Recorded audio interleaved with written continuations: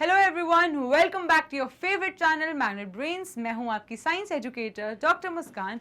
And students, मैं आपके लिए लेकर आई हूं एक बहुत ही इंटरेस्टिंग फैक्ट कि स्टारफिश कैसे अपना न्यूट्रिशन करती है, स्टारफिश कैसे खाना खाती है। सो स्टूडेंट्स, आज के सेशन में हम देखेंगे कि कुछ नई चीज़ अबाउट स्टारफिश। स्टारफिश का जो डाइजेस्टिव सिस्टम है वो है वाटर वास्कुलर सिस्टम। बाकी नॉर्मल फिशेस की तरह स्टारफिश नहीं डाइजेस्ट करती। स्टारफिश के पास दो टाइप के स्टमक हैं, जिसको cardiac stomach and pyloric stomach कहते हैं। दोनों स्टमक्स के अलग अलग फंक्शंस हैं। एंड आप ये बहुत ही अमेज हो जाओगे जान के कि स्टारफिश का जो स्टमक रहता है वो क्या रहता है, मिडिल ऑफ द बॉडी में रहता है। एंड वहां पे उनके पास ट्यूब्स रहते हैं जिससे वो फूड को ट्रैप कर लेते हैं। एंड सबसे पहले खाना जाता है कार्डियक स्टमक में। कार्डियक स्टमक में खाना जब चला जाता है उसके बाद वो जाता है पाइलोरिक स्टमक में। एंड पाइलोरिक स्टमक में वो खाने के सारे न्यूट्रिएंट्स अब्सॉर्ब होते हैं। सो स्टूडेंट्स, देखते हैं कि starfish have a unique feeding structure which is called water vascular system. कि स्टारफिश का जो यूनिक स्ट्रक्चर है, जो यूनिक फीडिंग मैकेनिज्म है, उसको हम कहते हैं वाटर वास्कुलर सिस्टम, और जिसमें दो tubes and suction cup like structure present रहता है। स्टारफिश यूजुअली कार्निवोरस होते हैं या वो फिशेस ही खाते हैं, लेकिन वो अपना न्यूट्रिशन चेंज कर लेते हैं। कभी कभी वो हर्बीवोरस भी हो जाते हैं, क्योंकि depending upon the food availability. उसके बाद starfish use their tube feed and suction cups to capture, और स्टारफिश अपनी ट्यूब्स और सक्शन कप्स का यूज करके प्रे को या कोई भी दूसरे एनिमल को सक करके हेल्प करते हैं ताकि वो उनके कार्डियक स्टमक तक रीच कर जाए।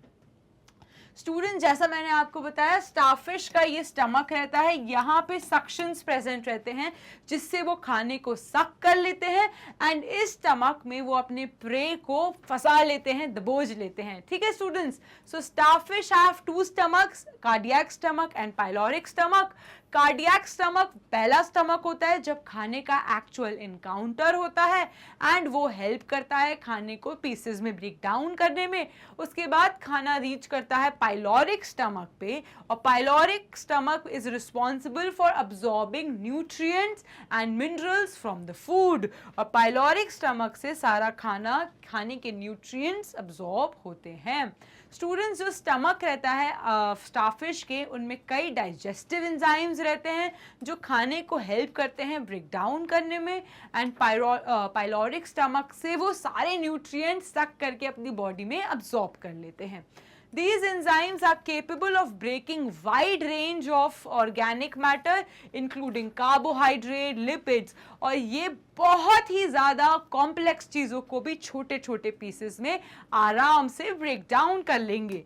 सो स्टारफिश ने अपना खाना जब अब्सॉर्ब कर लिया कार्डियक स्टमक से, फिर वो कहाँ भेजेगा, पाइलोरिक स्टमक पे। यहाँ पे क्या प्रेजेंट है, सक्शन एंड ट्यूब्स, जो खाने को, जो जैसे फिश है, यहाँ पे फिश को उसने प्रे करके दबोच लिया। एंड अब वो क्या करेगा, धीरे धीरे डाइजेस्टिव एंजाइम्स उस बड़ी फिश को छोटे छोटे पीसेस में ब्रेक डाउन करेंगे, उससे सारा का सारा न्यूट्रिशन सक कर लेंगे। So starfish use their tube feed, capture and manipulate their prey. उसके बाद they have a unique feeding mechanism called eversion, और उनके unique feeding mechanism को हम कहते हैं eversion। अब क्या होता है स्टूडेंट, जब वो एक्सर्ट कर लेते हैं अपना स्टमक, वो अपने स्टमक को ऐसे बाहर एक्सर्ट करते हैं ताकि उनका प्रे अंदर फंस जाए, और इस मैकेनिज्म को हम कहते हैं एवर्जन।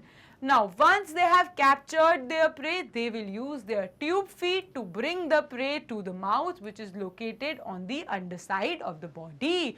और एक बार खाना यहाँ फंस गया, उसके बाद ये ट्यूब्स की मदद से खाने को अपनी बॉडी के अंदर डाइजेस्ट कर लेंगे। ठीक है स्टूडेंट्स, उसके बाद starfish do not have teeth, starfish के पास टीथ नहीं प्रेजेंट होते, so they can not chew their food and instead they will secrete enzymes in their prey to begin digestion process. और अब टीथ की जगह वो क्या करेंगे, अपने डाइजेस्टिव एसिड्स, एंजाइम्स को रिलीज करते हैं, और वो क्या करते हैं, वो उस प्रे को डाइजेस्ट करने में हेल्प करता है। Once the prey is partially digested, the starfish then consume it. और अब जब prey finally digest हो गया, starfish उसे consume कर लेगी. The frequency of starfish feeding can vary depending upon the availability of the food. अब जितना खाना available है उतनी ही nutrition वो अपना vary कर लेता है. In some cases they may go several days without feeding, while in other cases they may feed multiple times a day. और जब खाना ज़्यादा available है तो वो multiple times a day feed करते हैं, और जब खाना नहीं रहता तो वो कई दिनों तक भूखे भी रहते हैं. So ये थे interesting fact about starfish. और ऐसे ही कई amazing and interesting facts को जानने के लिए Magnet Brains को follow कीजिए. Stay tuned students and happy learning and have a nice day.